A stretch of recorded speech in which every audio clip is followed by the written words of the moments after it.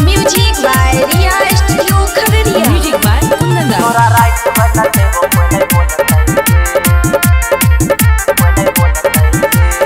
धाई धाई गोली आई चलतई गे, धाई धाई गोली आई चलतई गे, आहा चलतई गे। तोरा रात भर नचेबो कोई नहीं बोलतई गे, तोरा रात भर नचेबो कोई नहीं बोलतई गे। धाई धाई गोली आई चलतई गे, धाई धाई गोली आई चलतई गे, आहा चलतई गे। तोरा रात भर नचेबो कोई नहीं बोलतई गे, तोरा रात भर नचेबो कोई नहीं बोलतई गे।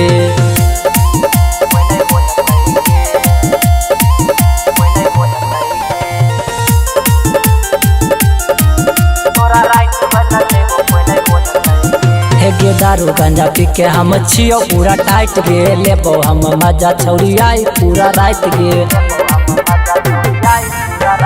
गे दारू गंजा पी के हम छियो पूरा टाइट गे, लेबो हम मजा छौरी आई पूरा रात गे। बचतै नै मुँह जे खोलतै गे, बचतै नै मुँह जे खोलतै गे, आहा खोलतै गे। तोरा रात भर नचेबो कोई नहीं बोलतै गे, तोरा रात भर नचेबो कोई नहीं बोलतै गे।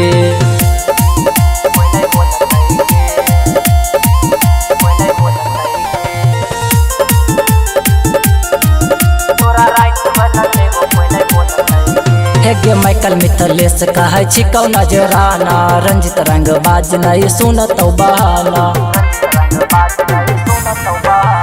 रौशन राकेश कहे छी कौ नजराना, रंजित रंग बाज नहीं सुनतौ बहाना। स्टेज पूरा डगमग डोलतौ गे, चौकी समियाना पूरा डोलतौ गे, आहा डोलतौ गे। तोरा रात भर नचेबो कोई नहीं बोलतै गे, तोरा रात भर नचेबो कोई नहीं बोलतै गे।